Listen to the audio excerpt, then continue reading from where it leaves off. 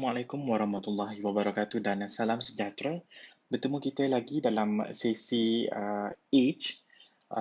Kali ini kita akan belajar tentang bagaimana kita nak masukkan objektif yang baru di dalam Age.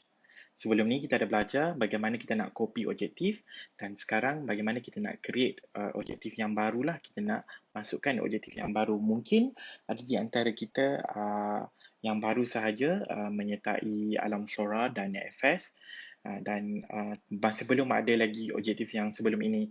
So jadi kita kena key in objektif yang baru tu. So bagaimana kita nak buat? Mari saya tunjukkan. Okey. Pertama sekali buka paparan H anda seperti ini. Dan klik home, pergi ke objektif.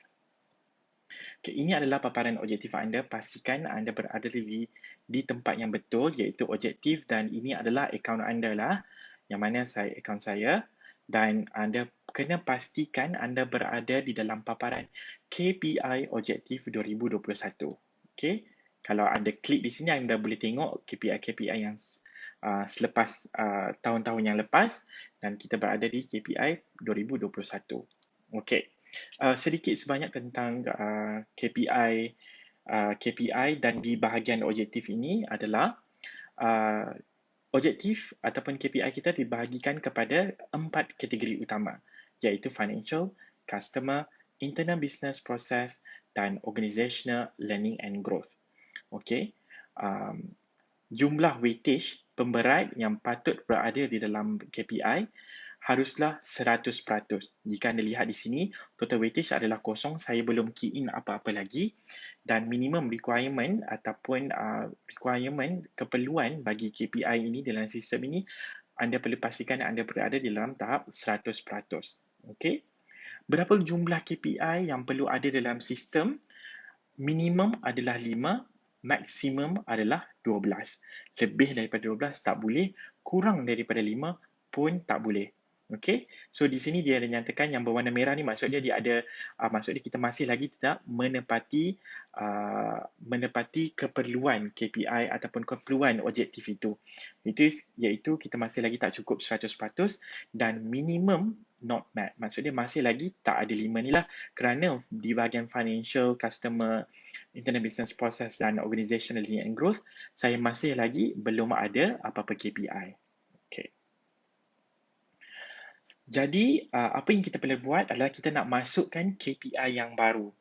Okey, sebelum ni kita dah belajar bagaimana kita nak copy daripada KPI yang tahun lepas. Sekarang ni saya akan tunjukkan bagaimana kita nak add KPI yang baru di dalam objektif ini. Okey. Pertama sekali adalah kita pergi ke add objektif. Okey, dia ada drop down button ni, dia akan keluarkan 3 jenis pilihan lah. Anda pilih create new objective. Yang atas sekali, create new objective. Klik sahaja, secara automatik dia akan keluar pop-up window seperti ini.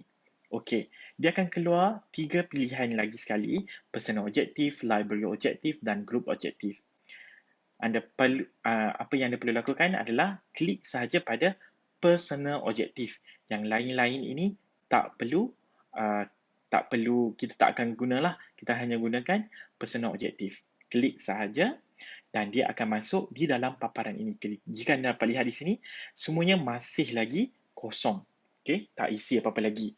Okay, kalau kita tengok di bahagian kategori ini, kita klik, dia akan keluar 4 kategori objektif yang kita perlu ada di dalam sistem, iaitu financial, customer, internal business process dan organizational learning and growth.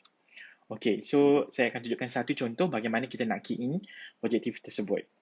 Okay, klik saja. Contohnya this time saya nak buat organizational learning and growth, KRA, learning and training 2021. Key performance indicator is hours for 2021. Okey. Yang ini anda perlu pilihlah bagaimana yang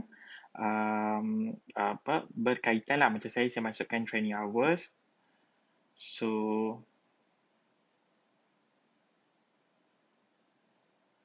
Anda boleh pilihlah mana-mana yang berkaitan.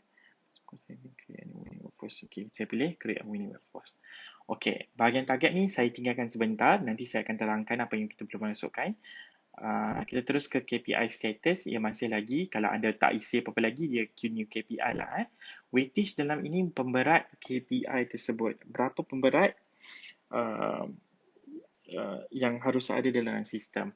Okay, contohnya saya letak 10%. Jangan lupa tekan auto populate. Dia akan keluarkan bahagian ini. So, saya belum terangkan apa-apa lagi. So, achievement saya masih lagi kosong. Achievement nanti kita boleh ubah achievement ni di paparan performance. So, sekarang kita dalam paparan objektif ya.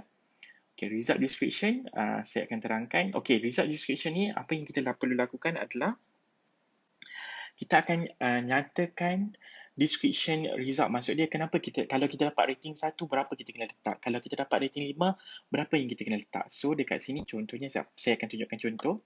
Rating 1. Kalau untuk eksekutif adalah 43 hours. Rating 2.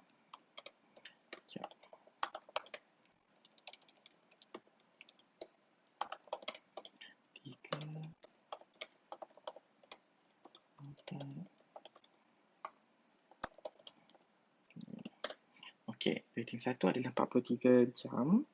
Rating 2 adalah 44 hours.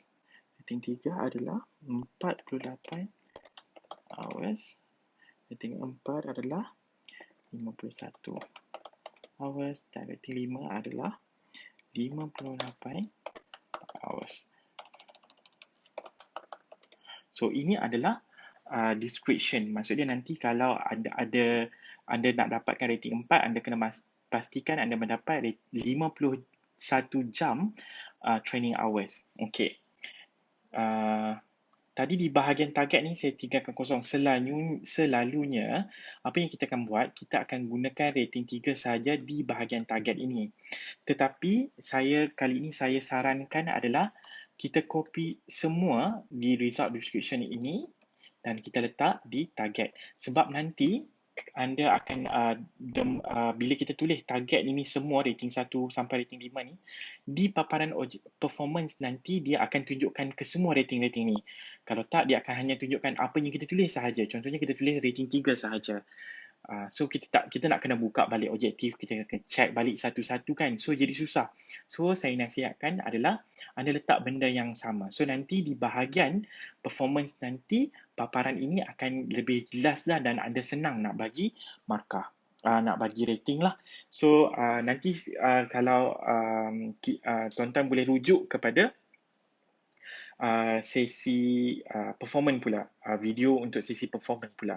Okay, sekarang kita fokus ke video objektif. Bagaimana kita nak key in objektif baru.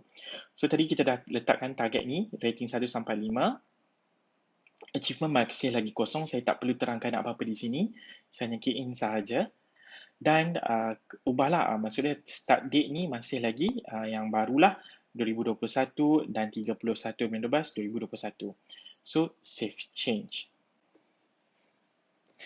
Dan secara automatik, KPI yang kita tulis tadi terus masuk di dalam sistem ini. Jika anda lihat di sini, total weightage dia dah naik dah 10%. Tapi masih lagi minimum ni merah lah sebab kita tak masukkan 100% lagi. Minimum ni jumlah KPI yang berada dalam sistem masih lagi tak menepati kriteria dia. Sebab tu dia masih lagi merah. Jadi ini adalah KPI yang kita isi tadi. Jika tuan-tuan dan puan-puan nak edit, tekan saja edit di sini dan dia akan keluar dan ubah saja apa yang tuan-tuan nak ubah. Okay. Ataupun mungkin nak delete, maksudnya dah ter-key in 2 kali kan KPI ni, pun boleh buat benda yang sama. Klik pergi saja ke hujung sini dan delete objektif. Tak jadi masalah, boleh link saja. Okey? Dan apa yang anda perlu pastikan adalah key in sahaja sampai anda menepati kriteria di dalam sistem H ini.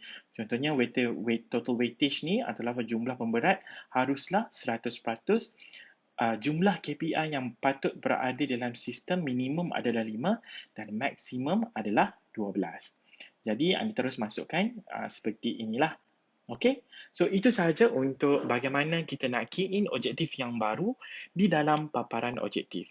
Okay, sehingga kita berjumpa lagi di sesi yang lain pula. Sekian, terima kasih. Assalamualaikum dan salam sejahtera.